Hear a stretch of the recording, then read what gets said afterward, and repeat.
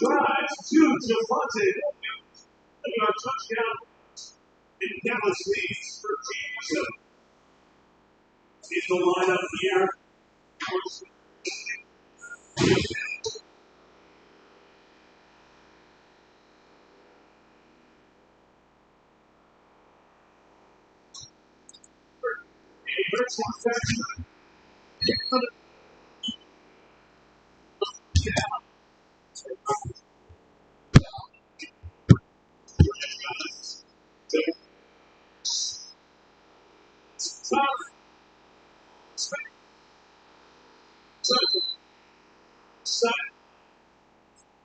Third and 5, Philadelphia.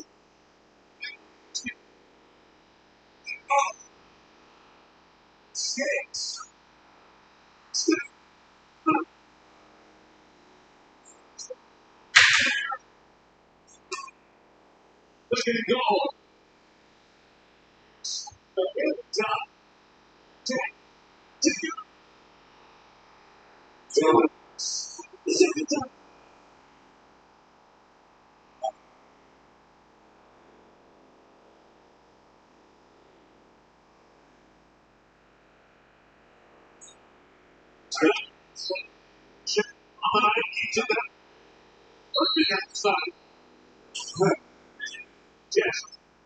Space. 2 seconds. First on Tangent, down to 3-yard line.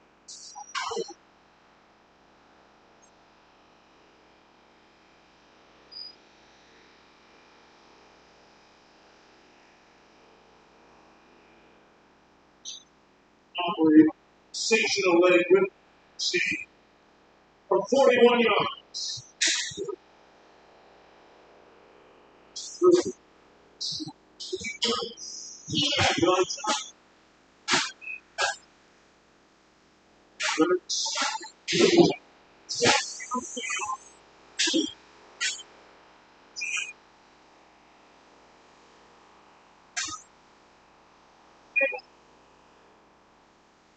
Number 26.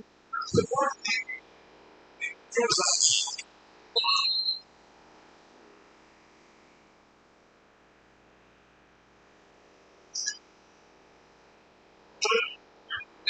Brings it down and then gets out of there. Stop it.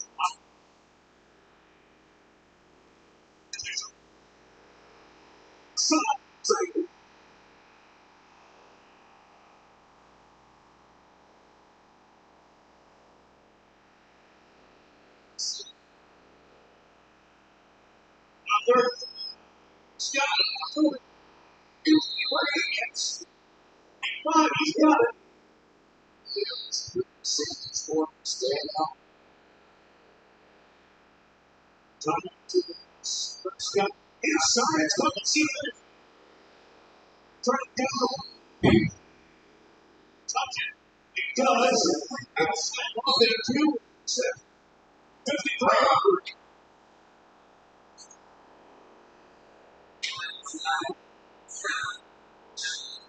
So smooth. That swing of the leg. All right.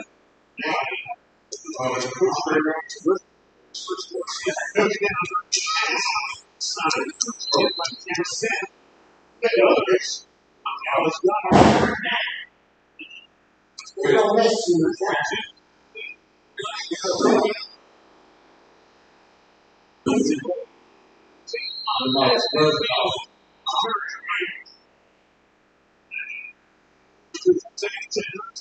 Yeah, girl. Dude, every night we want to show up.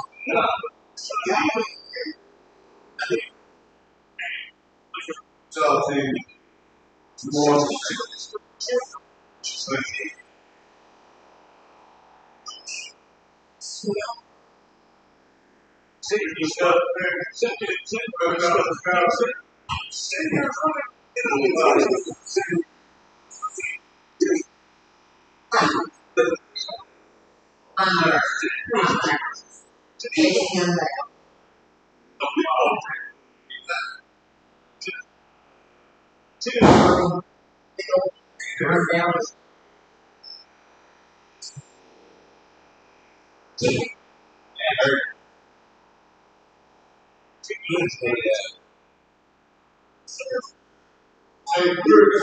Unnecessary.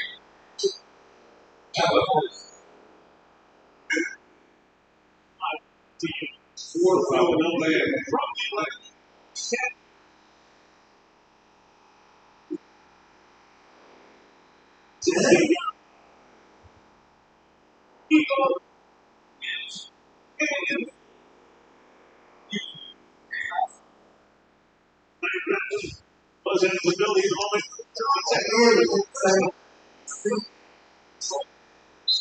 Away at the lunch. Here with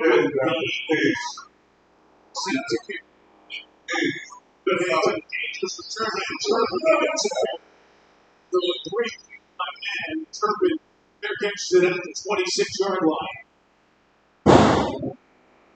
Turpin that was seized well. Throws it over to only 85 yards.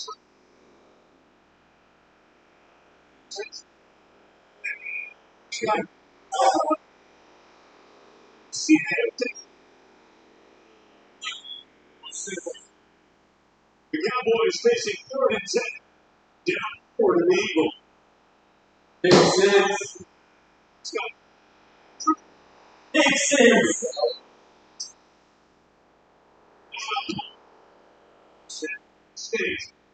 Signals 4 makes their catch. Right around the 15 for Philadelphia. Table. Right out here to the left.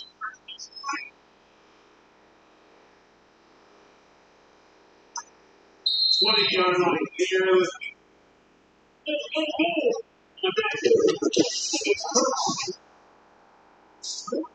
Let's see where that spot comes in. And the initial indication down to Dave Billows changed for a first down. Got it both times.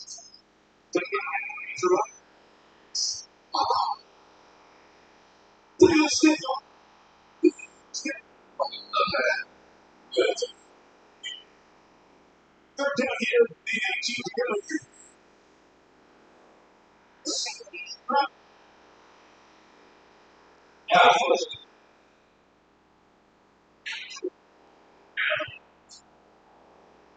Oliver touched the catch. Turk getting his hands on it. So well done by Brady. Plenty of time. Took back. Caught by first. Out of bounds. That long covering. It's up. It's got in front of it. It's caught by George Pickens. That's the sideline. First down to the 38. Seven.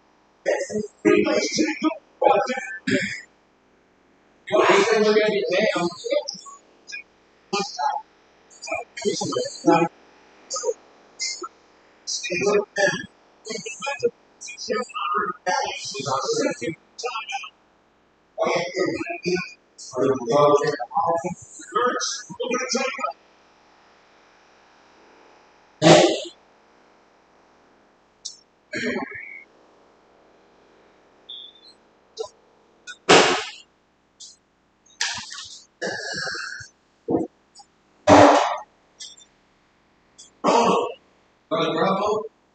Morning, Jim. This is Johnny Bravo. Again. Johnny Bravo. Yeah. This is our victim up here. This week is Family Week. we'll talk a little bit about families, but we do have some other stuff that's going to be going on this week, just for a little bit of business before we get started. Make sure you sign in your sheets and all of that stuff. Lady, y'all sign in over there. Make sure I can find them. I've been having some issues finding them over there. Just so you guys are aware, I'm still not feeling well. So I don't know how the group is going to go, but have my doctor is supposed to be calling me since Friday. So if they call, I'm just going to shut down and talk to them. Also, the group may be a little shorter according to how I feel, and we and your counselors and myself this week and next week, we're going to be in a lot of training, and this is for both facilities. When it's possible, I'm going to do the groups, but that will be according to how the training goes. And most of the training is in the evening. I do have some doctor's appointments, some things, so it's going to be a little bit disruptive this week. Not really sure how that's going to run, but we'll do our best to do our best. I did pretty well over the weekend. Woke up this morning and I'm feeling pretty crappy again. So I will tell you when I know you're probably aware. I'm pretty sick of feeling like this. I'm sick and tired of being sick and tired. So I have 2 doctor's appointments, one with my heart doctor and ear, nose, and throat guy to see if they can figure something out. So I'm going to get those things done. And at some point, I'm going to go to my house and sit down if this doesn't quit. This is enough of this. So I've always been healthy, and not being healthy here the last year has not been really fun for me. I don't like it. So really quickly, we may be taking early breaks and stuff like that. That's okay. Get it done anyway. Usually with families, a lot of the time when we decide to do something about the stuff that's got us in a bad shape and got us in a bad place, and we know it's a bad place. Some of the time our families are very supportive. Some of the time our families are the ones who send us to treatment. Some of the times our family is completely estranged. What does estranged mean? What is it? Not around? Is that what you said? Anybody else have a different definition of estranged? Have nothing to do with it. Yeah, kind of like that. There's something going on. They don't really have a whole lot to do with us. They feel like, and then probably true, that they were better off without you in their lives. And so, at that point, we're not bad people, but some of the stuff that we've done has been bad. And so people usually, grade us by our behavior. And I do know this is a truism, it's a true fact. We are not our behavior. Sometimes we engage in less than perfect behavior. Sometimes we do bad behavior. Sometimes things happen, but we are not our behavior. But people see us as our behavior. If you're somebody that screams and yells and does all that kind of stuff, people see you as somebody that screams and yells and does all that stuff. Think back to the chair. Great. Already broken 6 of those chairs. I have to buy them. So a lot of the times when we get into treatment, we come into treatment in a strange situation, a situation where we are not welcome in our family and stuff like that. And it causes us some issues because, as Mr. Maslow said, and we're going to be studying him a little bit this week, he's the one who came up with a hierarchy of needs. We as human beings, we are spiritual people, but we're also emotional people, and we need other people. And I've had so many people tell me down through the years that this is my life. I'll do it like I want to, and all of this stuff, and it's all about me, and it doesn't involve anybody. That's not true. That is so far from the truth. We do our addiction and our behaviors and the things that we do affect other people. So we do need to understand that we are not in this by ourselves, nor do we need to be. So estranged, we have multiple family estrangements. And I do have that, and I've had that down through the years, multiple people. I called and talked to my brother last night, which is a really big deal. We haven't been speaking for years, and then over the last 6 or 8 months, we've been trying to talk to one another. Called him one day, and he calls me, one week, and then he calls me the next week. Last week, I called him, and I was talking to him for 10 minutes before not probably 2 or 3 minutes before I figured out it wasn't him. I was actually talking to my boss man here. And, finally I had to say, wait a minute, you're not my brother, I have to recall. So that's a really good thing. But we have all of those estrangements, broken relationships, be in various stages of turmoil when we come into treatment. We're actively avoiding or in direct conflict with more than one family member, trusted friend, or partner. So there's people that should be strongly in our lives, that should be really supportive of the positive things that we're trying to do, but they're not. And they're not because we have done some things that make them want to get us out of their life. I've told the story a couple of times about stealing money from my sister. And not only did I steal money from my sister, she had a piggy bank. That was not a huge thing, but it was a piggy bank. And she was an adult by that time, so was I. But she had that thing since childhood. So guess who broke it to get the money out? Yeah, you have to do that. You can't spend it in the bank. You can't get it out that little hole. Back in the day, they made piggy banks. Now they got a big old rubber thing. You can take out the bottom and get the money out of it. But back in the day, they were solid. You had to break it. That was what it was. That's how it was designed. And so, I did. And just did what, you had to do. And then, of course, I lied to her about that, all of that stuff. So, of course, she knew who had done that. And so it was a pretty bad situation. So, we were estranged for years and years and years. And then everything became perfect between us because she croaked and, she didn't have any more bad feelings toward me because she died. But, so who is this in the middle of, we're going to talk about the dysfunctional family just a little bit this morning. So who is this? In the dysfunctional family, who would that be? You. Me? Maybe. Yeah, I was in that role. This is the victim. So in a dysfunctional family, who is the victim?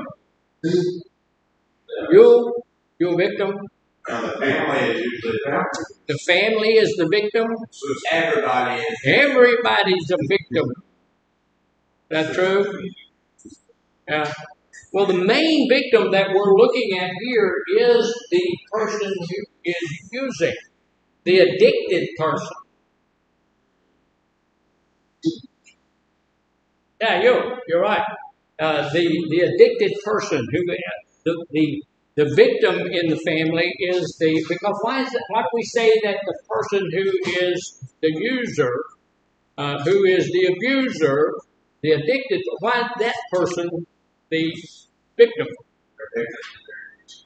They're the ones with the disease. Yeah, they have a disease. And here's a lot of the things that, the family can't really get a hold of all of this kind of stuff, really, a lot of the time, because some of the stuff that we're involved in, the things that we're doing, we can't help do.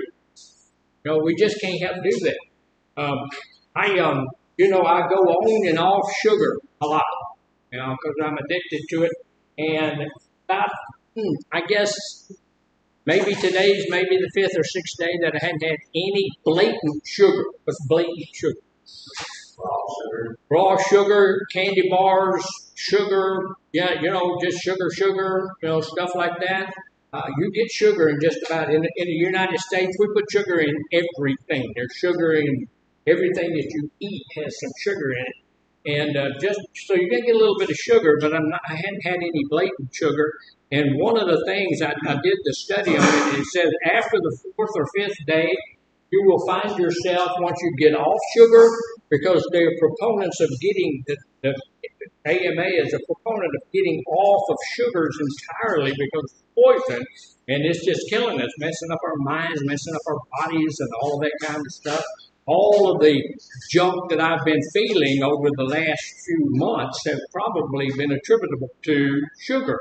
And it said after the fourth or fifth day, you'll find yourself looking in the cabinets and stuff at your house, trying to find something. And in your mind, you're telling yourself, you don't really know what you're looking for, but what's the driver behind that is sugar. You're looking for sugar. So, and I found myself doing that. I've been eating cons and eating nuts and eating chips and trying to do all sorts of things to keep from getting that sugar in my body. But that's what my body is craving is that sugar. And so a lot of the times, the things that we've done are not really, we're the ones who took the pill. We're the ones who took the shot. We're the ones who took the drink. We're the ones who smoked the junk. But once we get to that inebriated place, what we do is usually outside of our ability to control, right? So sometimes the things we've done are not things we would normally do, but we did them anyway. This is why we are the victim in this situation when we're in a family situation. Now, victims, there's a couple of things I want us to see about him. And what we're going to try to do is go over the different members of the family. And, when we get to a place where we've gone over a couple of them, we'll take a little bit of a break, because I see there's 3 or 4 people on break already that's not in the group. And that's okay. Take them off. Not on the group. Sir? Say it again? I think we got about 5 people out. Yeah. Yeah. Okay. Off round. Right. We do have other people that are physically in the group, but not mentally. That are doing other. That's fine. I'm just going to take them off. So the victim, there's some things outside when you're looking at the victim. You see somebody that's hostile sometimes, just a hostile person. Some of the times when people came to me and talked to me about my addiction, talked to me about the things that I was doing that affected their life, I was a bit hostile too. I could get a little bit mean about. I didn't want to hear that. What I wanted to do was use my drug and be left alone, because I didn't see it doing anything, but it was costing me jobs. It was costing me one home, cost me a military career, cost me some other stuff. I'm a pastor. You ever showed up drunk at church? I have. That's not a good thing. That's not a good thing. So it's cost me a few things, and I would get hostile when people wanted to talk about that. It's also you're a real good manipulator. We've had some of the best manipulators in the world come through here. Because look, to stay and to protect my addiction, I had to become an accomplished manipulator. I had to get people to be okay with me not being okay. I had to get people to be okay with me doing things that were not okay, like spending money that I didn't have, or spending money that needed to go towards the rent, needed to go toward a car payment, or something like that. I was spending it down at the bar, something like that. So I had to become a manipulator. Most of us are manipulative. Not everybody, but most of us. Sometimes we become aggressive. We've had a ton of people come through here that are aggressive, and they don't understand, and maybe they do, but a lot of them don't seem to understand that we're using that aggression to protect our disease. If I'm really aggressive and mean, and my spouse says, "Hey, I don't want you to go to the bar again tonight," if I start screaming and yelling at that person and being aggressive and cause some fear and anxiety to grow in their life, they're going to be more likely to say, won't you go ahead and go have a couple of drinks or something? So, they'll get us out of their faces that way. Have a lot of self-pity going on. I see so many people that come through here that feel so sorry for themselves. And something, man, I'm there. I'm there. I feel sorry for myself. I'm not feeling well, and I don't feel good about that. And I feel a little sorry for myself. I'm nice, kind, good, and sweet. And I should be feeling good. And I don't drink, don't smoke, and all of that stuff. I exercise 3 times a week. I ought to be in good shape. I ought to be feeling good, and I'm not. I don't feel it. So I feel a little sorry for myself sometimes.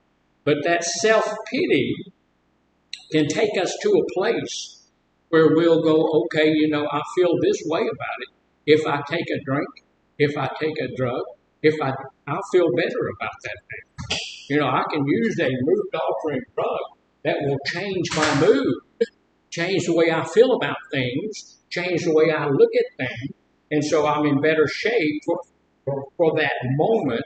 And, I could take a drink of vodka and I feel good about everything in the world. I was feeling bad about the fact that I was on 5'8". I told a colleague of mine the other day, she had the audacity to say, well, just how tall are you? I said, I'm 5'8". And she laughed for 5 minutes. She said, you can't possibly be 5'8". She said, I'm 5'6", and I'm taller than you are. But I'm 68. That's what she said? Yes. But I'm 68 inches tall. That's 5'8". 68 inches is 5'8". 5'8". That's right. You may be. I don't know. One more of those doubters, you see. That's one more of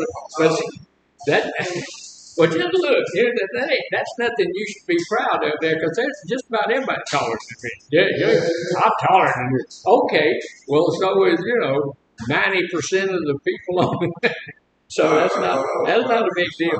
So, but self-pity, sometimes I get a little bit, I wish I had another inch or so, taller. Sometimes I wish my stomach didn't stick out farther than my chest. There's a few little things I look at, but I can use that self-pity to take me to a place where I shouldn't go. I can use that's a good excuse for bad behavior.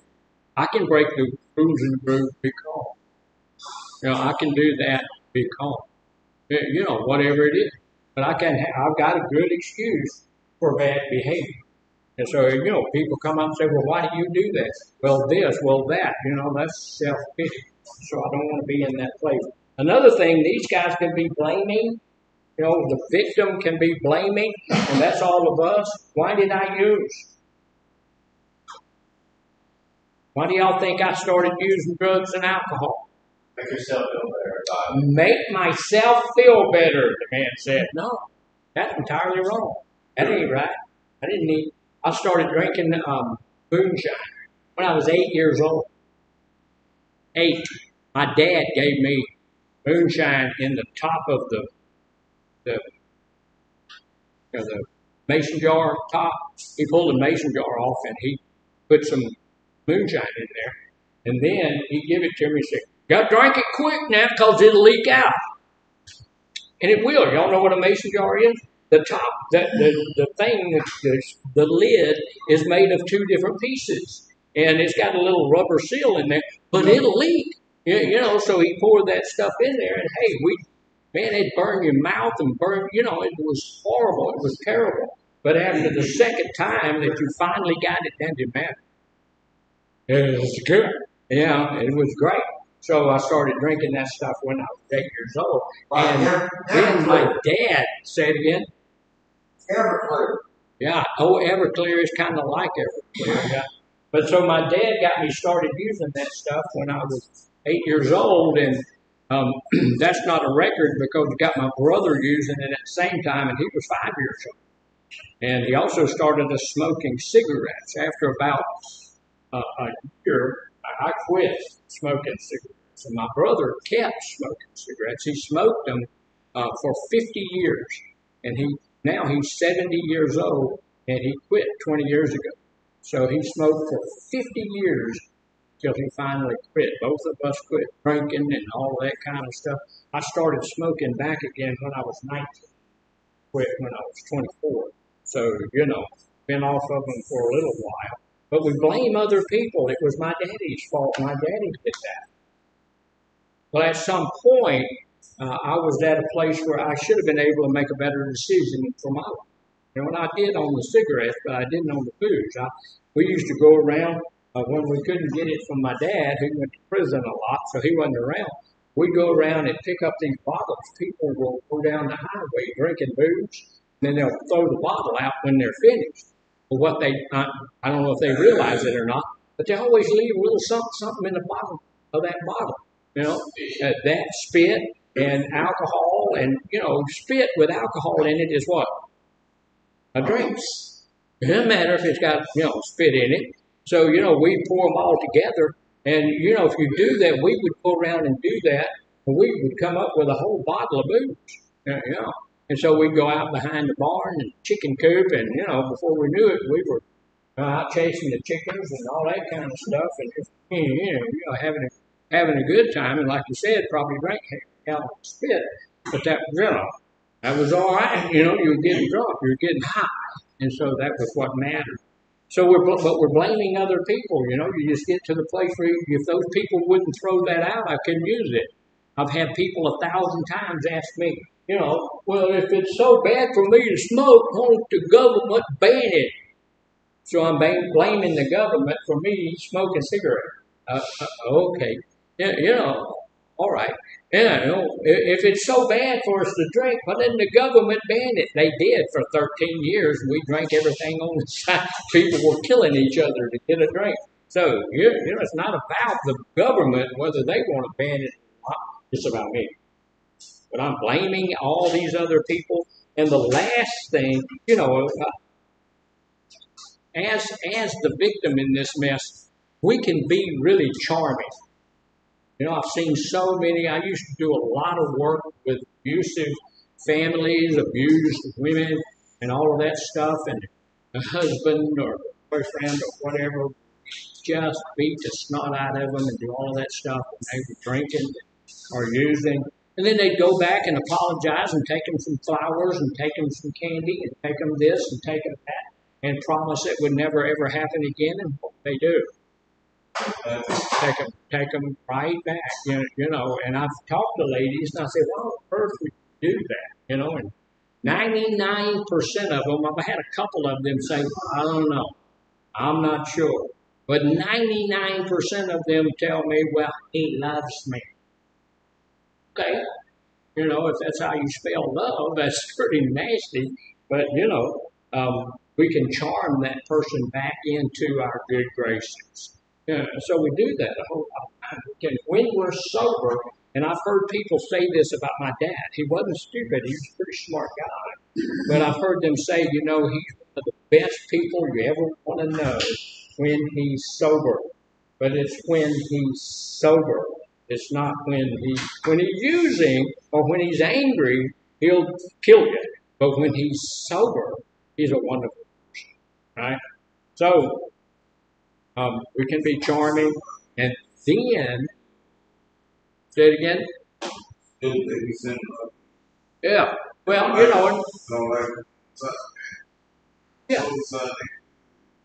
yeah, and I have people say that about me as well, Another thing we have is rigid values. Rigid. What that means is, what do I value? I don't value change. Because if I value change, I have to change me first. So I don't value that. I do value my friends who will help me to get high or help me to get drunk. I value my bar. I value all of that. I value my drug above all things. Drug becomes my God. And, I know I'm talking a lot about my dad, but he didn't teach me a whole lot of stuff, but he did teach me a couple of things. He said, keep a little bit of the hair of the dog that bit you, So tomorrow it'll help you feel better. But it doesn't do that. What it does is it begins the next day's use. So that's what it begins my next day use. The other thing he told me was every week you go pay your bar bill first, then you pay your food bill. When you get paid, go pay your bar bill. And if there's any money left, go pay the food bill. He said, because the guy at the food store will always give you more credit, but the guy at the bar won't. Is that true? Now, nowadays, not so much. The guy at the food store ain't going to give you any credit either. But there's no such thing as a tab anywhere you go nowadays. You either got the money or you don't. But we have some rigid values. Now, that's what we see on the outside. That's the guy that says, okay, in our household, you don't talk. Children are seen but not heard, so we don't want to hear anything. The reason we don't want to hear anything is because you may tell somebody the secrets that are in our house that we want to be kept in our house. So we don't talk very much. That's the outside that we see a lot. But inside, the reason they're hostile is because they have a shame-based feeling system. They're just ashamed of them. So here's the deal. I know I've got an issue. I know things are going on. I may not be admitting it to myself. I'm certainly not admitting it to other people. But I know that there's an issue there. I know that, look, I've lost the last 4 jobs I've had because showing up at work either drunk or with a super hangover. I know that I did all of that. So that's shameful. But when somebody wants to come talk to me about my drinking or my music, I respond in hostility because I'm ashamed of myself. One of the biggest things when we get sober, what we're usually dealing with is what? Guilt, shame, and remorse. Those 3 things. We deal with guilt, shame, and remorse. That's one of the ways we know that this thing is not a moral issue. If you were immoral enough to just use all the rest of the people in the world and stay drunk or high yourself, then you wouldn't have any guilt, shame, or remorse over your actions that you had taken while you were in that state. It wouldn't bother you. But the fact that it does bother us, and we have a little bit of remorse, guilt, shame, and remorse, then we know it's not that. So that's why we're hostile.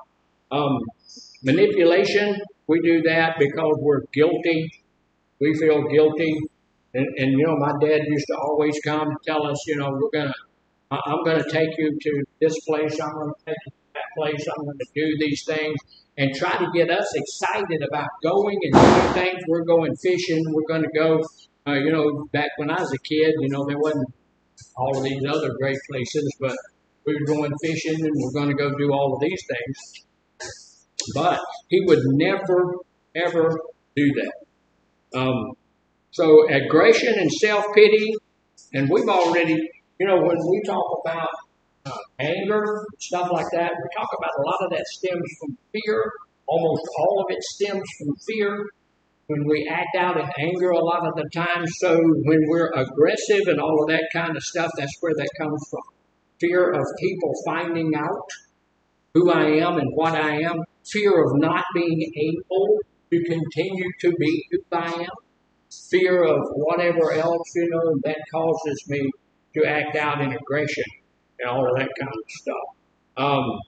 Blaming other people, that comes from the pain that I'm feeling myself. When we get into our addiction, the very first thing we begin to feel is physical pain. Because that first time you get drunk, you're going to have a hangover. And that's physical pain.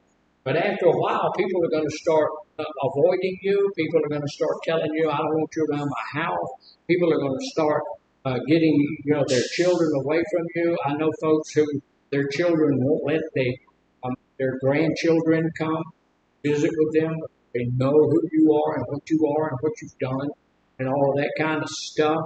And so that's an emotional pain that comes on after that. The physical pain is still there, but it is usually not much compared to the emotional pain that begins to come.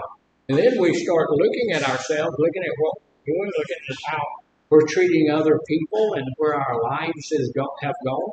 And we start having spiritual pain as well. We got ourselves pretty much messed up. We get charming, become really charming, and we start having these rigid rules and stuff like that. And that comes from being deeply hurt. What are we hurt about? My feelings are deeply hurt. How can my feelings be deeply hurt? First off, I've hurt my own feelings. I will tell you this. I've never met a man or a woman who wouldn't tell me they knew they could be better than this. Now, I know I can do better than this. I know I can be better. But here I am again. I know that I know in my knower I could do better than what I've done. And so, I've hurt my own feelings. And then when your sister, your brother, your spouse comes and says, hey, I don't want to have anything else to do with it. If you can't do better than that, I don't want to be part of that. That hurts your feelings. And then society comes along and says, hey, you know what? You're going to jail because you're driving drunk, and you're going to jail because of a PI or because you started some stuff downtown. You're going to go to jail. So that hurts my feelings too. Now nobody wants me around. And then I don't usually want to be around myself. I wake up in the morning and I've had my morning little something, and I go to shave and look at myself in the mirror. There's not somebody there that I want to be around. That's pretty tough. Because here's the deal. If your folks don't want to be around you, then they don't have to be, right? They can tell you to get out of my house. And if your kids don't want to be around you, they don't have to be. They can say, Dad, Mom, just get away from me, right? If your friends don't want to be around you, they don't need to be your friend anymore. But when it comes down to you yourself, it's hard to get away from yourself because everywhere you go, guess what? There you are. That's why geographical escapes work about 50% of the time. What's a geographical escape? I'm going to leave from Houston because Houston's full of drugs, and I'm going to move to Beaumont. Guess what's there? Right. It's full of drugs. You could go within a block of this facility and get something. You can. And so it's there too. The only thing that's the same, you can change locations, you can change your mind, you can change your clothes, you can change your friends. But when you get here, there you are. You're still the addict. And you know where to find it. That's why we say you have to change your lifestyle has to change. You can't change your life without changing your lifestyle. If you're still gonna hang out at the bar and you're still gonna play pool down at Bubba's Bar and Grill and you're still gonna run with that same old crowd, you're still gonna do all that same old stuff, you can't change. That's not a deep enough change. So these are the people. These guys are victims. I do have some more. I'm going to read this thing that I have here on victims, and then we'll move away from there. So I can find it. There we go.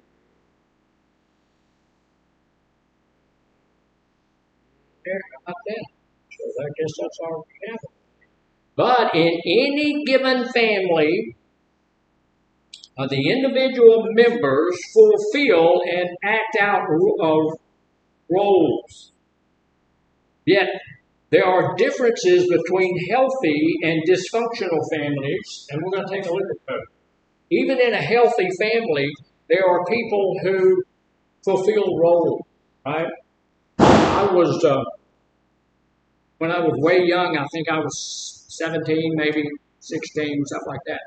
I was dating a young lady, and I was walking her to school, and her brother came out, and I guess she was 15 or 16, and her brother was like 10 or 12, and he had his shirt on. Look, this is back in the days when people used to dress to go somewhere, Nowadays you go to school with the PJs on and stuff like that, but back then, you dressed to go, so he came out and had his shirt outside of his pants, and I forget what her name was, but she said, you're not going to school like that. You put your your shirt in your pants. So he put his shirt in his pants, and he didn't have a belt on. So she said, you go back to the house and you get your belt right now.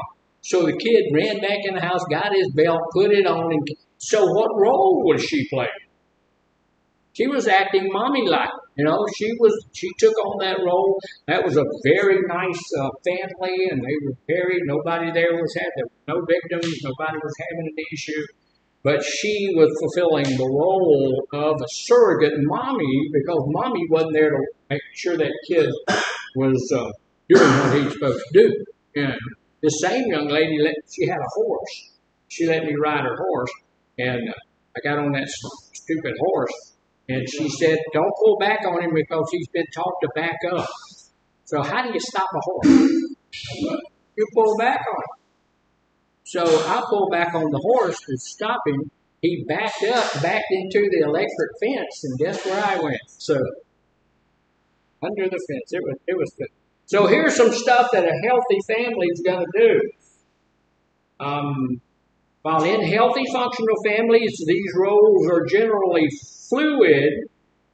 They change over time, just like that young girl was a surrogate mommy at that point in time. When they got back home, she relinquished that role. She wasn't the surrogate mommy anymore because why? Mommy was there, yeah, and she became the daughter again. She wasn't the mommy, and mommy told that boy what to do. But when they went outside, that could be because it was fluid in that functional family. She could take up that role when it was needed, but then she could lay it down when it wasn't needed. In a dysfunctional family, that's not so. So it changes over time in different circumstances at events and are age and developmentally appropriate. She was 15, 16. I will guarantee you every hair was in place. All of the makeup was perfect. She was dressed perfectly, right? So she was looking good every day, all day long. So when her little brother came out, straightened his little butt up pretty quickly. So it can be whenever it's appropriate. In dysfunctional families, the roles are much more rigid. They're going to stay that way. So in healthy family, members are integrated in various parts, may surface at different times, at no threat to the family system. In a dysfunctional family, they have a family system that protects the victim and has to be done. That same, like, no, don't talk, don't tell, not going to tell anything that happened at home. So in functional families, the roles are interdependent. What does that mean?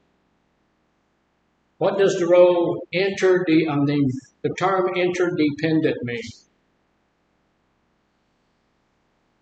We're dependent on one another. I'm dependent on my dad to do what he does. I'm dependent on mom to do what she does. I'm dependent on the daughter to do what is needed when she walks out. I'm dependent on, myself to do what's necessary. If y'all hadn't signed in, sign in.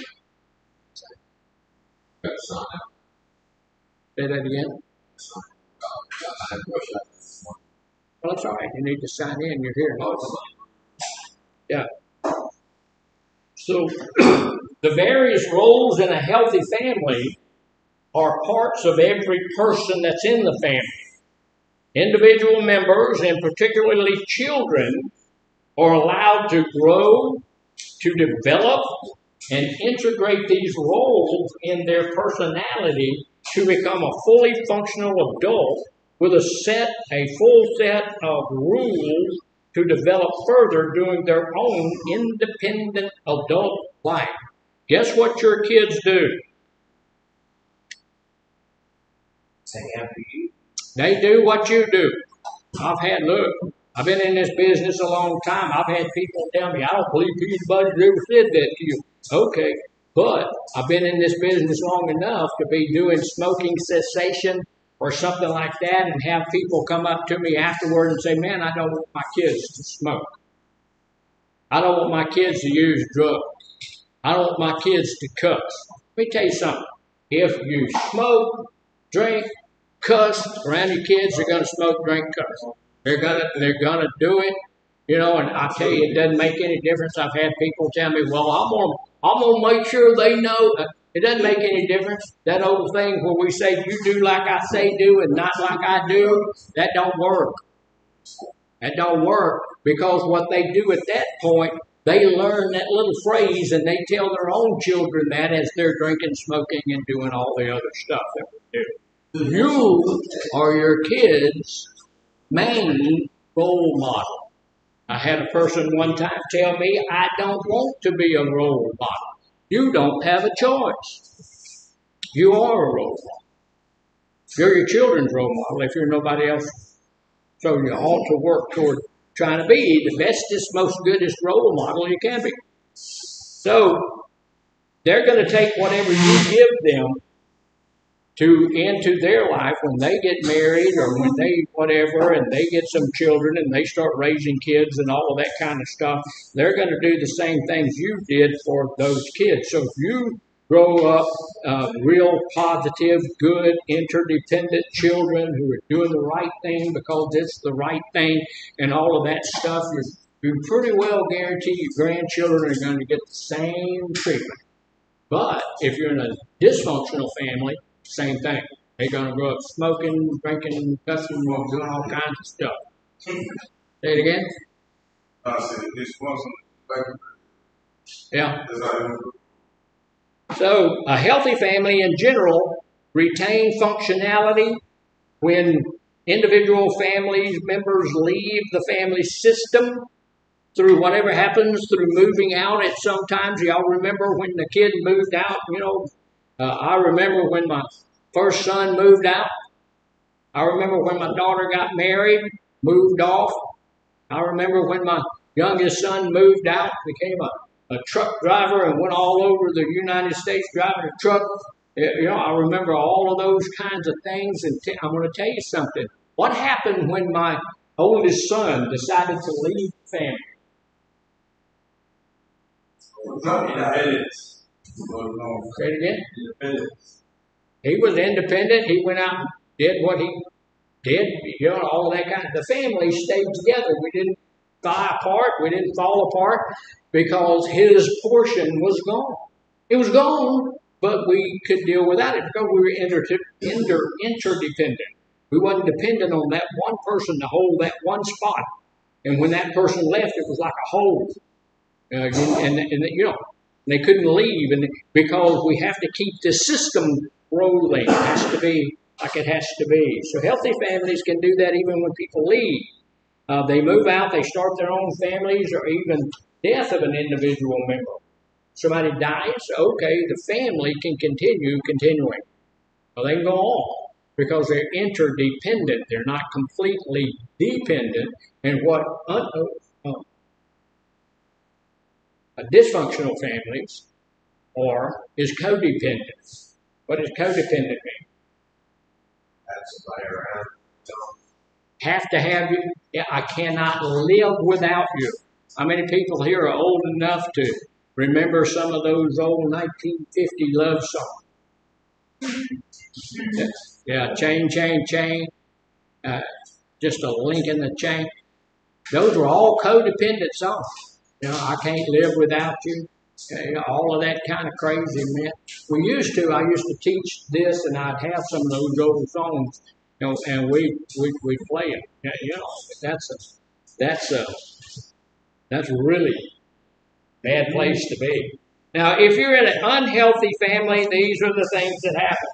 In dysfunctional families, the roles are almost a form of continuity or stability of the family system. That system has to run, stifling development of primarily the children. Because the children are going to learn, keep your mouth shut, don't say anything, don't let anybody know that your dad or your mom is an alcoholic or is an addict of some type. Did you sign? You want to sign it? Though one or more parents may be severely stifled as well. I see sometimes I was in I was at a facility and we were having a group down the hallway. And you could not come, you can't come down. It was a process group, and you can't come down that hallway to go down to that group. And one day a guy just almost ran down that hallway. And so I'm following him out, and two or three of the other counselors came out, see what on the earth they were doing. So we went down there and said, "Sir, can we help you?" He said, "Yeah, I need to see my wife right now." I said, "Well, she's in group. You'll see her right after she gets out of group." He said, "No, I need to see her right now, man. It's payday." I said, "What?" He said, "It's payday. I want my check." "Did your wife pays you?" He said, "Yeah. She got paid today. I want my check." What? What? That was stifling her, so we went in and tell her, you got a guy out here that says he's your guy, and he wants his money. And so she said, "You want to take it to him, or should I take it?" I said, "I ain't giving the boy nothing. Nothing." But she was completely stifled. And she went out the door and handed that dude his check, and he headed out to go to the bar, no doubt. That's nasty stuff. We had a little talk there. I don't know if it ever changed for her, or maybe it did, maybe it didn't. I hope it did. Hope it did. That's a bad thing. Um, so here's the deal about dysfunctional families. Members must submerge parts of their personalities, take on a role, so they are less of a threat to the family system that must be kept in place. Remember what they're doing, what we're doing, and we're going to try to look at all of the roles. We come back after break, but all of the rest of us in the family are trying to protect the victim. So we've got to keep that system going so that we protect the victim. That's why if Susie finds a guy that she's really in love with and she wants to take off with him, she can't leave. If she leaves, then the system falls. So the family system has to be kept in place. In the case of a dysfunctional family, all the roles are characterized as being codependent. And we just talked about codependent. We can't live without you. You have to be here to keep your role active. You have to help us defend the victim's disease. So, in a dysfunctional family systems, when an individual family leaves, this creates an almost irreparable hole in the existing system. When an individual member discards the taken or assigned role, it threatens the family's stability, such as it is there's no one capable of filling or willing to fulfill that role. This is why dysfunctional families are so often enmeshed. And in a lot of dysfunctional families, you find incest and intermarriage and all of these kinds of things going on as well, because they're totally enmeshed. And when you get something like that going on, those families will usually never leave that little microcosm of their family. Their system needs all members to function as a unit, not as a community.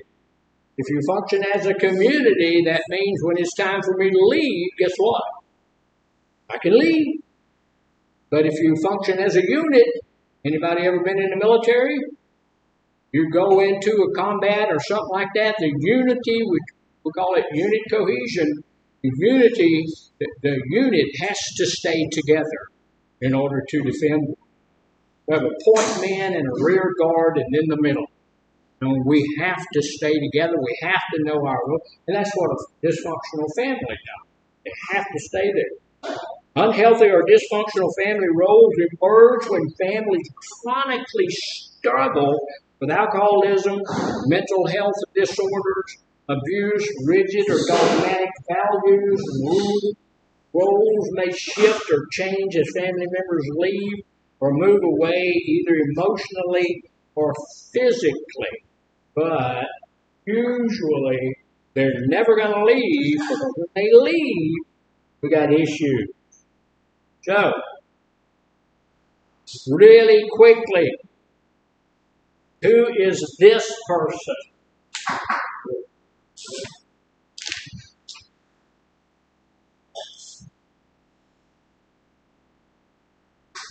Suspect. What? Suspect. Suspect.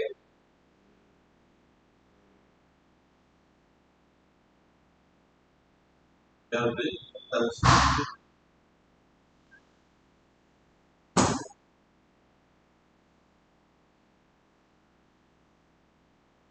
So who's that person?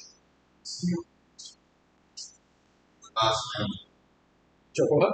That is just a bystander. It's just an old That's bystander. the illegal. That's the You illegal. could have a little more hair on. Well, this person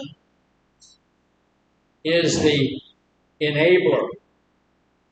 What does an enabler do? He would more money to go just go with the enabler An enabler, he said an enabler feeds you. Yeah. We had a lady who her son was just bad, addict, alcoholic, and all of that stuff. But Dad said he can no longer come into our home. He has stolen everything he's going to steal. He's done. So what would Mommy do? Mommy would make him sandwiches and stuff and put a little money in it and stuff like that and leave it out on the porch. So she was fulfilling both of those obligations that she had. First off, she was obligated to be the enabler, to enable that boy to keep using by giving him money, giving him food. Some of the time, the money's gone, the food's left on the porch. What's he doing? Going down to the store to get a little something with whatever money Mama's giving him. So, she's enabling. The other thing, the other obligation was he wasn't coming into their house. So she was doing what the husband, who was dysfunctional in himself, telling her that he's not coming into my house. My wife and I have been married for 53 years. Guess what? I have a house. We've lived at several different houses, but we're living in this one, been there about 25 years in this house. That house is not just mine, is it? No, that house is hers as well. I come over there sometimes and her sister's there. Y'all want to know on a scale of 1 to 10 how much I really adore her sister? I don't know if it gets that high, brother. I mean, she's crazy. She is crazy. But, if she's at my wife's house, then she's at my wife's house. And I just go in and say, how you doing, Judy? It's good to see you. I'm going to my office. And go to my office and get out of their way. So the enabler has a lot of things that she does. We're going to look at this real quickly and we'll go. She's self-righteous, doing that because this is the right thing to do. Super responsible. She's going to pay all of the bills. She's going to make sure everything is done. She may have a job so that she can pay the bills because he can't. She's the one that's going to call the boss when he is working and say, look, he has the Monday morning flu again. Yeah, for the 10th time. He can't come to work today. He's sick, man. His stomach's bad. His head's bad.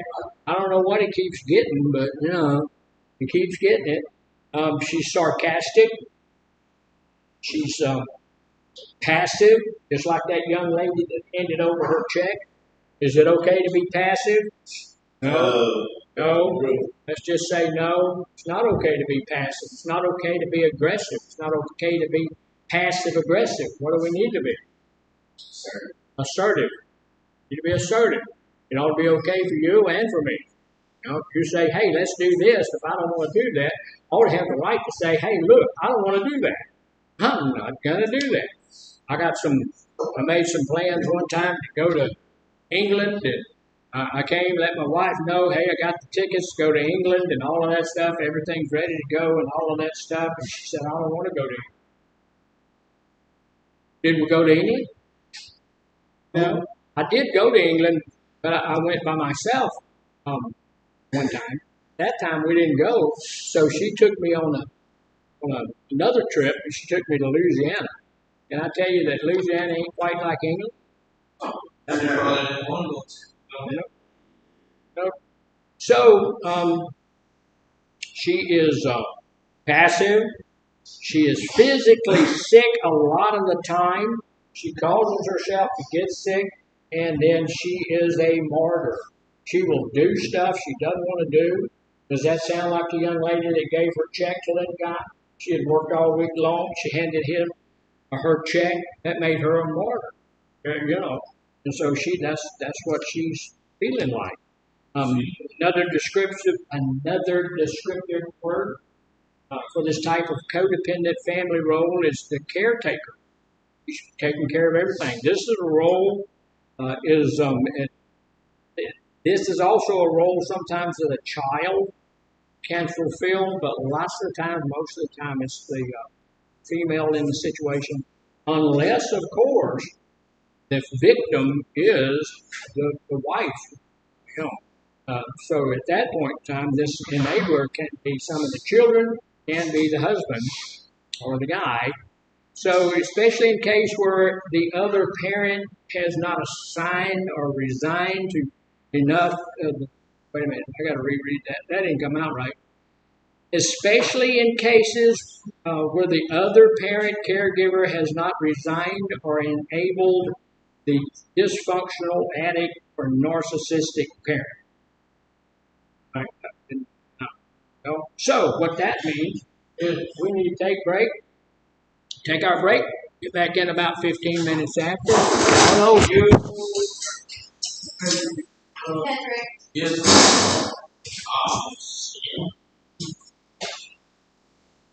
Look out there.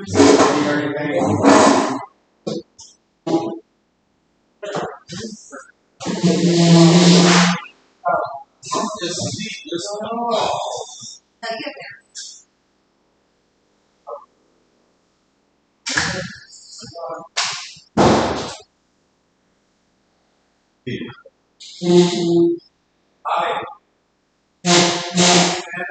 Hi.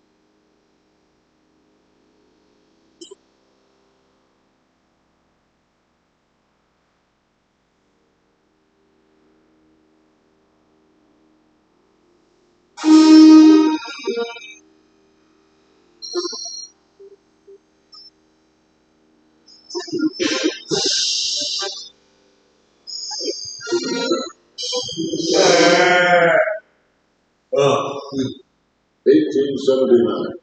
The Civil War is over. Causing economic explosion spurs the great migration.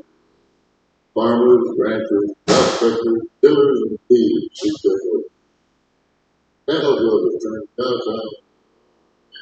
Murder rates higher than those modern day. Out of this chaos comes legendary law of life, retirement is badge and getting to start a peaceful life with his family. Eric's friend, John Doc Holliday, a southern gentleman turned gunman in family, hoping the dry climate will relieve us to the silver is discovered in Arizona. Tombstone becomes queen of the boomtown, the latest Paris fashion, throws back to the fight. Attracted to this atmosphere of greed, over 100 exiled Texas outlaws and together became recognized assassin. Gunman and gambler also traveled, hoping the dry climate will relieve us to silver is discovered in Arizona. Tombstone becomes queen of the boomtown, the latest Paris fashion that throws from the backs of the wagon. Attracted to this atmosphere of greed, over 100 exiled Texas outlaws and together to form the ruthless gang recognized by the red sassy. They emerge as the earliest example. They call themselves the Cowboys.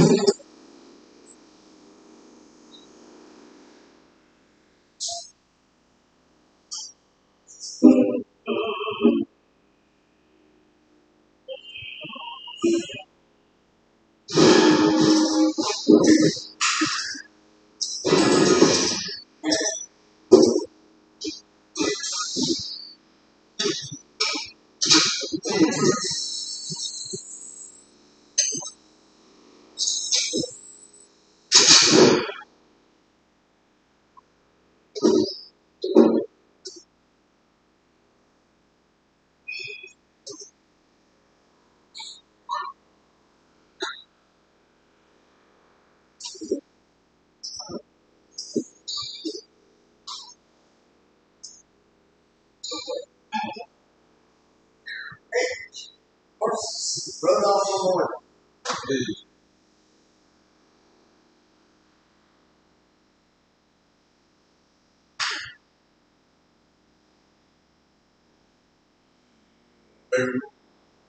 Y'all feel too cowboy.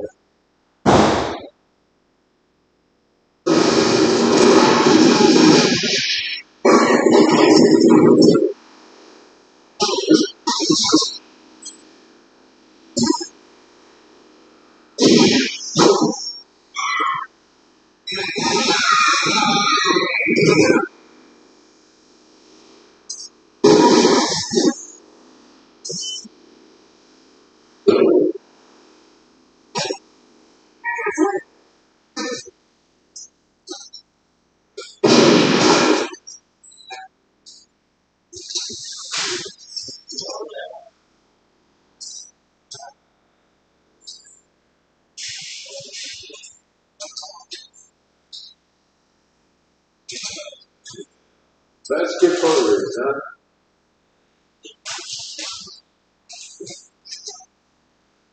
Tell him to get on his knees. Buenos días, Cameron. Buenos días, Caesar.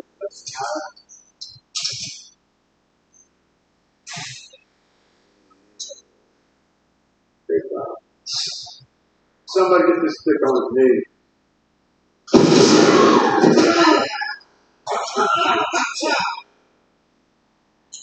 Gracias.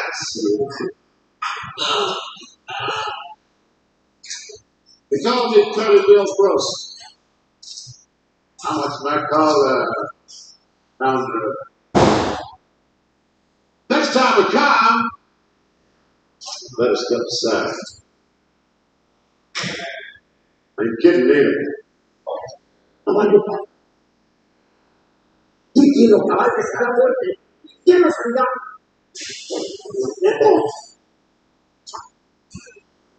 see, someone who comes to the church, country like a sick horse who comes to so crazy.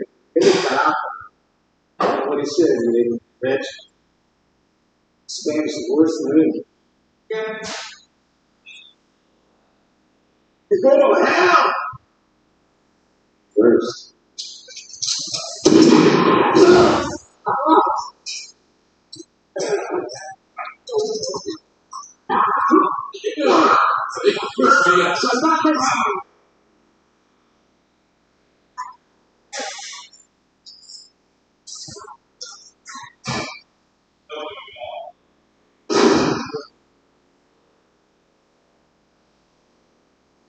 Have a seat, boy.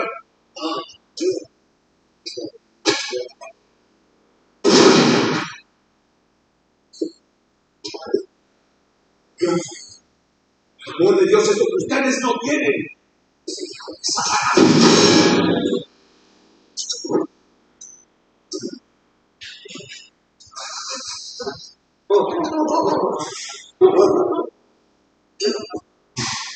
Hey, Johnny, what a nice convenient.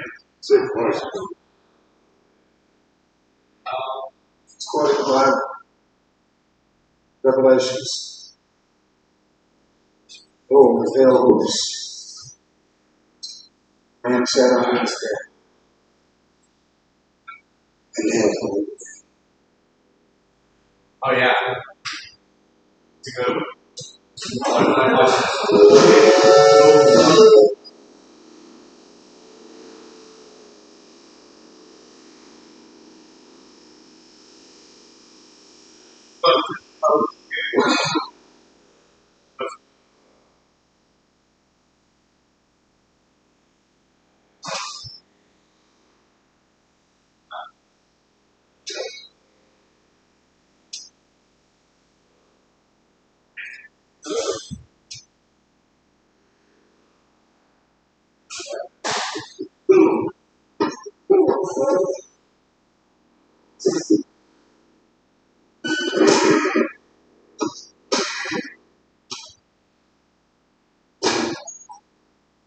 First time.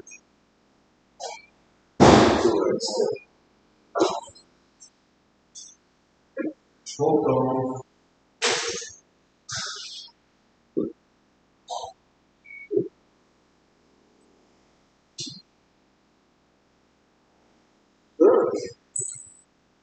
Yes, Ronnie Dick. Yes, Marshall.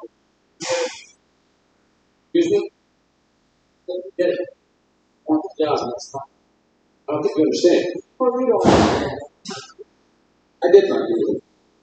Let's get on my life. On Tuesday. I see. Yeah, they're striking rich. Well, all right, that's fine. Tell you one thing. Here's all our Richmond. You can wind up with this.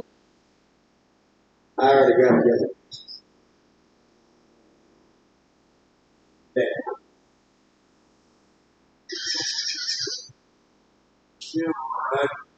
Well, I know that's our thing.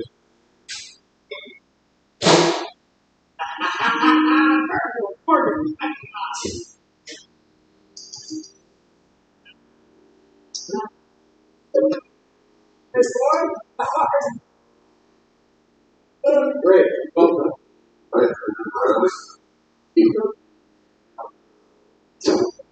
Louisa. I guess it's something my mom always said more true. Yeah, she covered on the side. That's right. Hey, they're already here. Folks, this is Cecilia. Oh, man.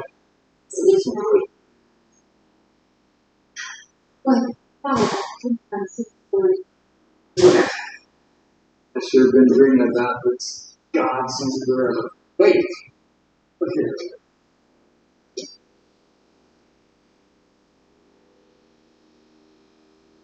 Don't talk.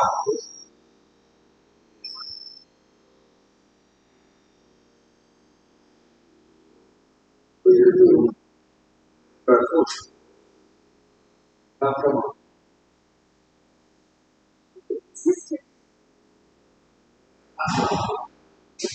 It was around over. Exactly. You sing this morning? Yes, I do. I have some. You're going to do.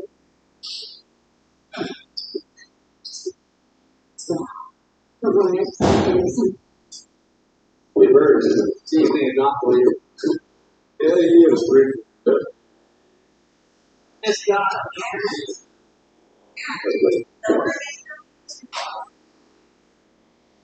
That's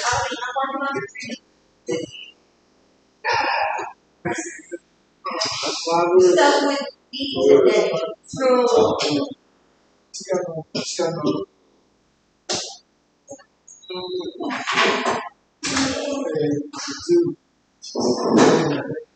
Must be it. Is it? I will check it.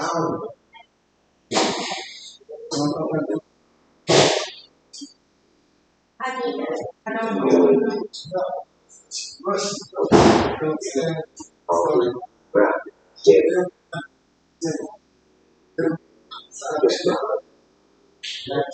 Oh, show.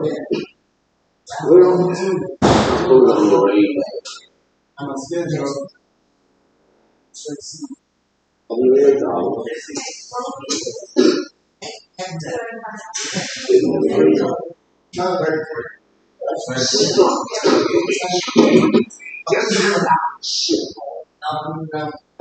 Yeah, I'm gonna go on my computer. I know we all have it out already, but I'm monitoring and make sure that I have.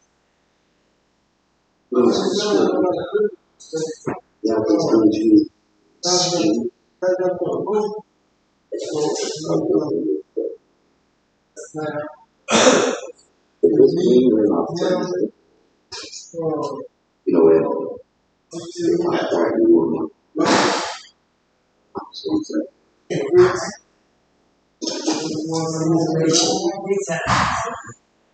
I'll let you know. Okay. I want to get this to take it on. I I get it. So you know the thing you want to know. I'm gonna play some. Oh. This is a move.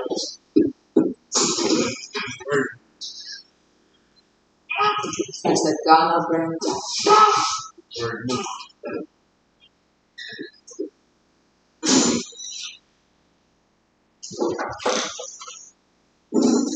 Calculate that. I'm good right here. Of course it's That's fine.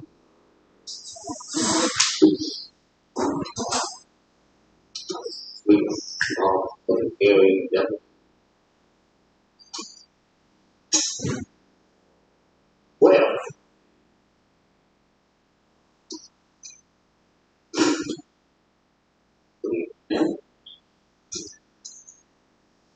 Well, it's not possible.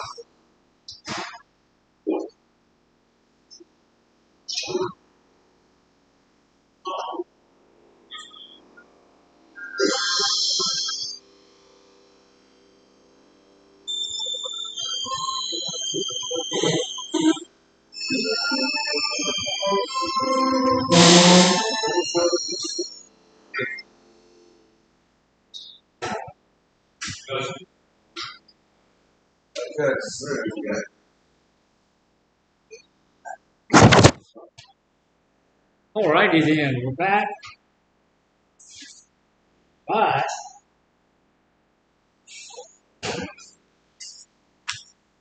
we're not going to stay way long. We uh, we uh, we did pretty good this morning. I appreciate you guys. Y'all did well. Your ladies, I know you guys did well over there. I'm going to go through this pretty quickly and then go and take a break. So that's where I'm feeling like I need to go. So we've got some other folks here on our list. This guy, when we talk about this guy, this lady being chief enabler, then we have this guy up here that's just hollering and always in trouble and all of that stuff. So who is he? Right. Baby. This guy is the scapegoat. So what is a scapegoat? I guess it's fine. One that catches the blame for everything. So on the outside, what the scapegoat's doing, he's hostile, he's defiant, he's a rule breaker. He's the guy that's always in trouble. Why is he doing all of that stuff?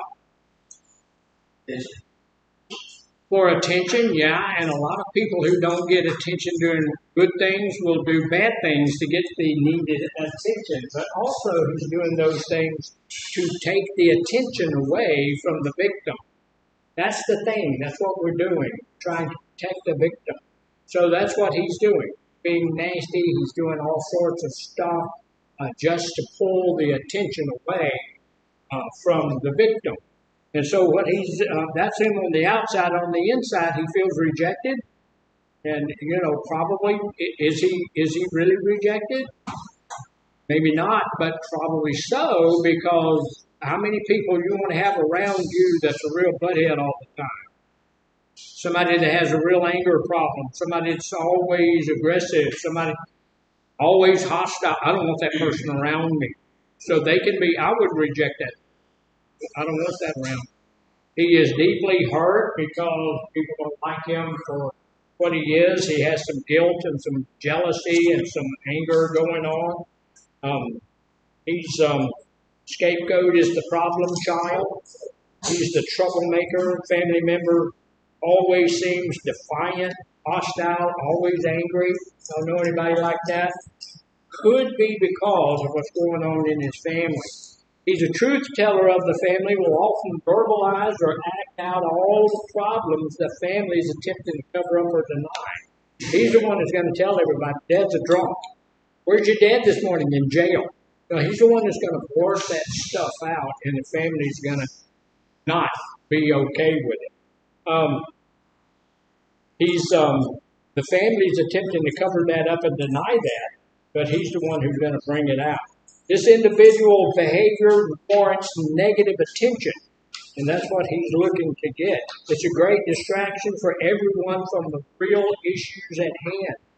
The real issue is whoever the victim is, and how much damage that's doing to the family. So if he can distract people from that, that's what he's trying to do. The scapegoat usually has trouble in school because they get attention the only way they know how, which is negatively. Um, they can be very clever, may develop social skills within his own circle of peers, and become leaders in their own peer groups. But often the groups they choose to associate with are groups that don't present healthy boundaries or healthy relationships. They're going to be the ones that join the gangs and stuff like that. So the relationship he has or she has experiences tends to be shallow, inauthentic. The scapegoat is sacrificed for the family. So he's the one's going to wind up probably if he gets a little older being in prison, right? He is usually a victim of emotional, physical abuse by the victim in the family. So the next one we're going to look at real quickly is this one.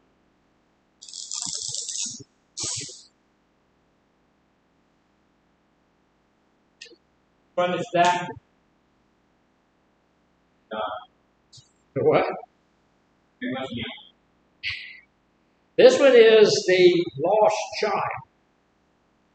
And you probably ran into some lost children before in your life. A lot of the time, this is the one that we identify as the good kid. They're the ones that's not, you don't hear them, you don't see them, you never know what's going on. They're shy, they're outside, they're quiet, have a fantasy life. They fall in love with inanimate objects rather than people. They're the ones that carry dolls, stuffed animals. They are mediocre in just everything that they do. They're never going to be a really good student. They're not going to be the scapegoat either. They're just kind of mediocre. They're not going to draw attention to themselves either way. They attach to things and not people. Inside, they feel rejected, feel hurt, have a lot of anxiety going on. The lost child is usually a quiet one, called the dreamer. The lost child is the invisible kid. They try to escape the family situation by making themselves very small, quiet. They stay out of the way of problems, spend a lot of time alone. The purpose of having a lost child in the family is like that of a hero, because the lost child is rarely in trouble. The family can say he's a good kid, she's a good kid. Everything seems fine in that person's life, and they can point to that person to say, well, see, they don't have any issues at all. Our kids are fine. The lost child is rarely in trouble. The child avoids interactions with other people, kind of basically just disappears as time goes by. They become loners or very shy. The lost child seeks the privacy of their own company, to be away from family chaos because they don't interact. They never have a chance to develop important social communication skills. Lost child often has poor communication skills, difficulties with intimacy and informing relationships. They deny they have any feelings and don't bother getting upset. They deal with reality from withdrawing from it. In the family, the lost child just doesn't seem to matter to the victim at all. Avoids conflict by keeping a low profile. They are not as perceived as a threat or a good source of supply. They just usually victims of neglect and emotional abuse. One of the sad things about the lost child is a lot of them in their lives themselves, somewhere in their later teens or in their early 20s. Because here's the deal, whether they fall in love with a stuffed animal or a rock or a dog or something like that, the fact of the matter is that other people. And these guys work diligently to keep other people out of their sphere. And so doing so, they become who's most acceptable to stuff like suicide. Then we have this guy.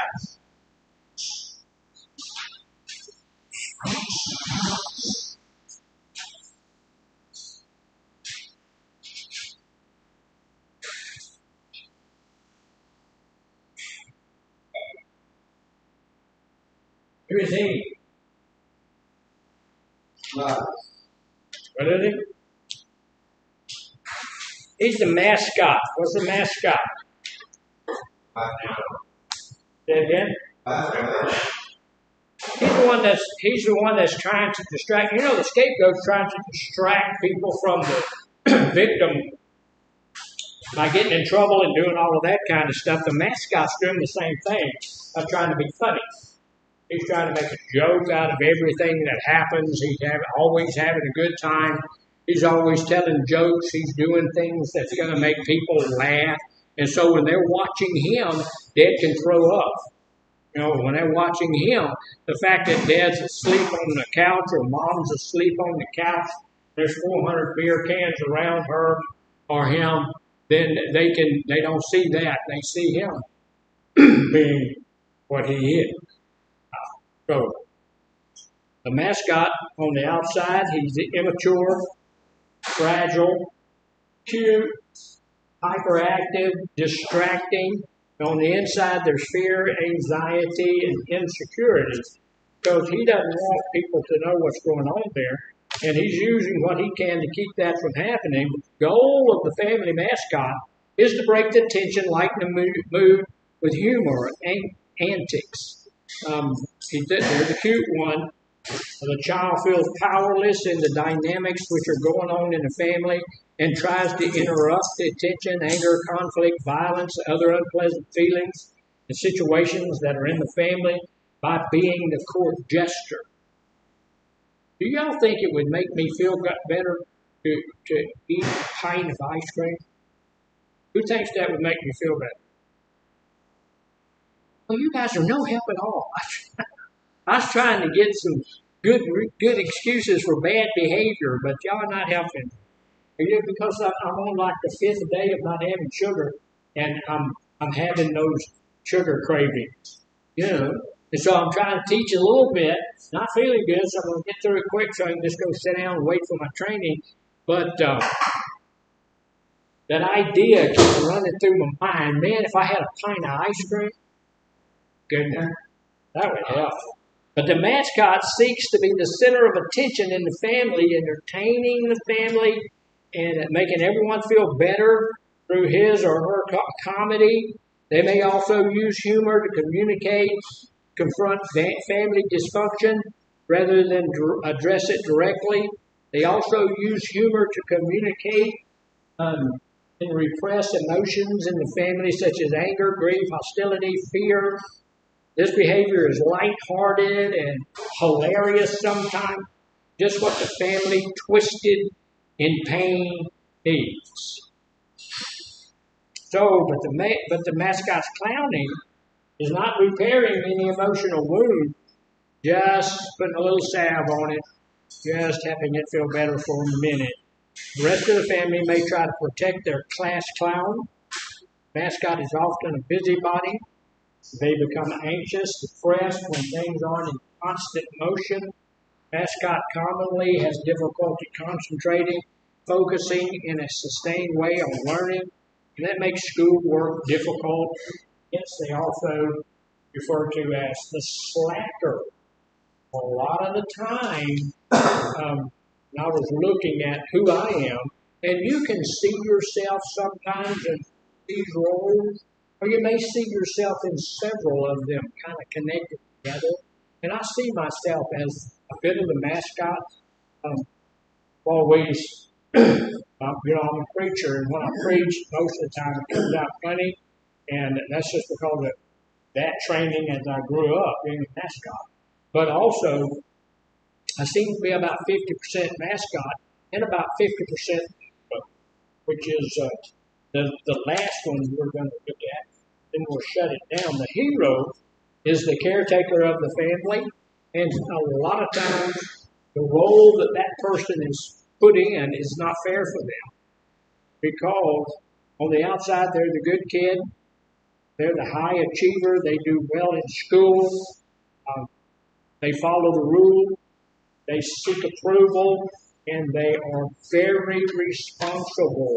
These are the ones that's going to use their piggy bank money to go wash the kids' clothes. They're the ones that's going to buy the pizza to make sure that everybody gets fed. They're going to be there when mommy's not there. They're going to do like the young lady that was from a positive family did, that was walking with me and her brother, but they're going to take on that role in a permanent place. They're going to do it because mommy never does it. She can't do it. But on the inside, they have guilt, hurt, because they know they're not supposed to be in that role, and they feel inadequate because they may be doing a fairly good job of doing that, but they just don't feel like they are. They feel like that they are lacking pretty much. They try to do that. So the hero, this family member devotes his or her time and attention to making the family look good. And the way that we make the family look good is to just make the family look normal. It is not normal. Now let me ask you this. Is it normal for a kid to come home from school and mom be high on cocaine in the kitchen and dad be drunk in the living room? Is that normal? It is for some kids. That's the normal thing they see when they come home. Dad's on the porch, drunk and skunk, hollering at the school bus, throwing beer bottles at the school bus as it drives away. That's normal for some kids, and mom's in the house hiring a kite on cocaine or whatever else. That's normal for some kids. But what these guys are doing, the hero, they're trying to make all of that abnormality, all that stuff that we know really shouldn't be in a kid's life, look to the rest of the world as normal. They're trying to let them know that everything is okay. That dad's okay, mom's okay, and everybody else is all right. So the hero is doing all that stuff. They can mask or make up for the dysfunctional home life. They are over-responsible and self-sufficient. They are often perfectionistic. So we've talked a little bit about the disease of perfectionism. Is it good to be a perfectionist? No, that's a real bad disease. It's a tough thing. These guys are usually wind up being perfectionists. What's bad about it now, it's not a bad thing to want to do your level best, just like the Army says, all you can be, But a perfectionist is a liar and a cheat. They'll do anything in the world to make it look like they're perfect, because we know they're not. Nobody is. They all make mistakes. They will hide mistakes. They will lie about the mistakes. They'll do whatever it takes for people not to know they made a mistake. So that's why it's not a good idea to be a perfectionist. But they are overachievers, and they look very good on the outside. They may have to lie, cheat, steal, whatever it is, but they're going to look good on the outside. The parents look to this child to prove that they're good parents and good people. So who are the parents pointing to? When CPS comes over to the house, they're going to point to that hero, and they're going to point to that lost child. Well, what about Bubba? He's in jail. He's the one failure in our life. But, there's the hero, and there's the lost child, and they're doing pretty well.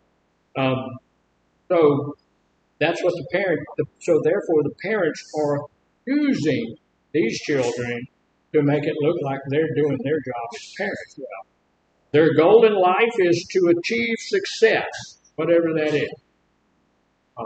However, it has been defined by the family. They must always be brave and strong. The hero's compulsive drive to succeed may in turn lead to stress-related illnesses and compulsive overworking. They learn at a young age to suffer the sadness of a parent and become a surrogate spouse or confidant. While the hero saves the family by being perfect, it looks good, the golden child may struggle to live up to that status. And they're never going to be able to live up to that status. None of us are perfect, right? But even as they're struggling to try to be perfect, they never are perfect. Not going to get there. So, anybody have any questions, comments, or snide remarks? Anybody? How's there? I You just had your arm stuck out. know. I was just gonna make a snap. Well, go ahead. We can tell you feeling good down at the parents' office show. Yeah, That's all I got. when I don't feel good, I don't look good.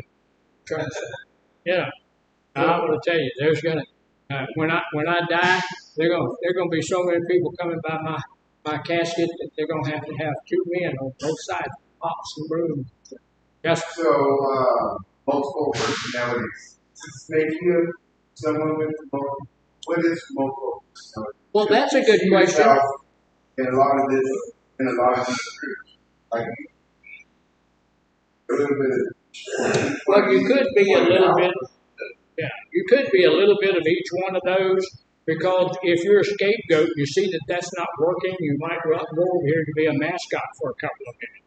Or if you're the hero and you see that that's not working, you can go be the silent one for a couple of minutes. You can get away from that. It doesn't mean that you have different personalities. It means that you're jumping between different roles. Here's the deal. The ability to jump between different roles is more a syndrome of a healthy family. Because if I'm in a healthy family and the person over here that's doing this, if they can't fulfill their role in the family for that moment, then I can step up and do that for them, and then they can come back and take that role back up when they're able to do that. If like your mom goes to the hospital or something, then one of the children could step up and do some stuff. We had a real horrendous wreck as a kid, and my mom was in the hospital for a year. My sister stepped up.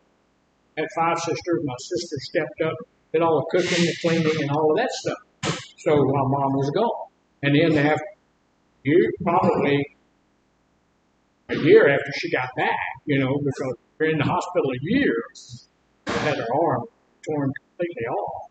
And if you're in the hospital a year, you're not too good a shape to get back. They did that. But we were in a dysfunctional family as well. But functional families can go to every one of those things that they need to do and take care of them. But the defining thing is that whoever role that happens to be, they'll pick it back up and take it back up and do what they need to do. And when my dad would go to prison, guess who became the man of the house? My dad went to prison. My dad, we had a thing in Mississippi called the county road. The county road is county jail, but it was a big old long, out in the country, had a big old long, like, what they call it? Chicken house.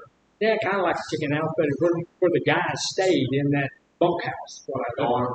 Big old, dorm or something where they stayed. There was a little house over here that was for the trustee.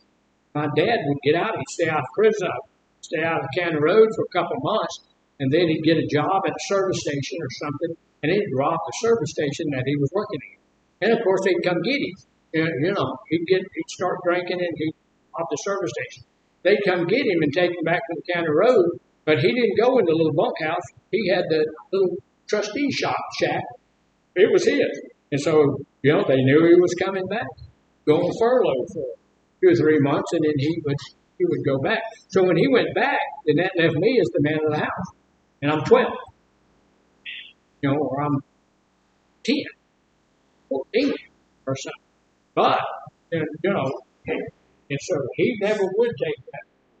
But in a healthy family, if something happens, dad has to go somewhere, do something, and one of the kids can take on that role, but when he comes back, he picks it back up. That's the main thing.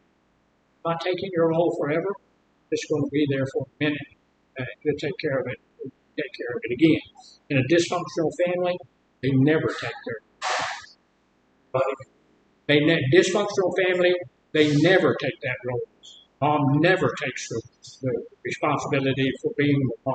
Dad never takes that responsibility. So, we're going to quit early. just because. And thank you guys and ladies. Thank you. I will come over and get your sign-in sheets. Oh, I feel better. appreciate y'all. Y'all did good work. Right, wait.